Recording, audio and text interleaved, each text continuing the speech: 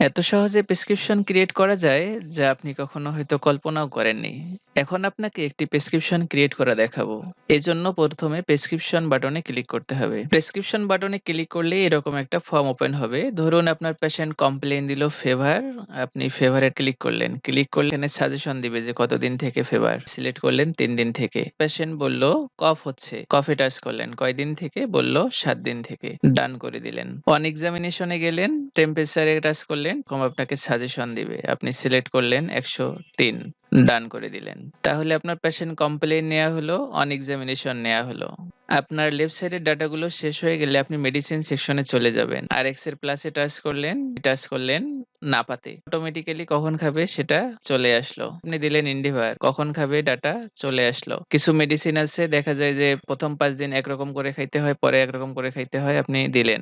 এখানে দিনে ৪ বার, আপনি চাচ্ছেন ৩ বার দিবেন। জাস্ট পেন আইকনে টাচ করলেন, আপনি বিকালটা উঠায় দিলেন। তাহলে সকাল, দুপুর, রাত হলো। আপনি চাইলে এখানে কাস্টম করে মেসেজও দিতে পারবেন। আপনাকে সাজেশন দিবে। যেমন ব্যথা থাকলে খাবে। আপনি টাচ করে দিলেন, চলে আসলো, আপডেট করে দিলেন। কত ইজি, কোনো কিছুই আপনাকে লিখতে হচ্ছে না। আপনার অ্যাডভাইস দেওয়ার দরকার, অ্যাডভাইস এ টাচ করলেন, এখানে আপনাকে সাজেশন দিবে অ্যাডভাইস, ডান করে দিলেন। ফলো আপ দরকার, ৩০ দিন পর একটা ফলো আপ দিয়ে আপনি আপডেট করে দিলেন। দেখবেন আপনার সুন্দর একটি প্রেসক্রিপশন টেমপ্লেট ক্রিয়েট করে রাখতে পারবেন। যেমন হার্ট ফেইলিউর, ডেন পেইন এটা নিয়ে করে রাখছি।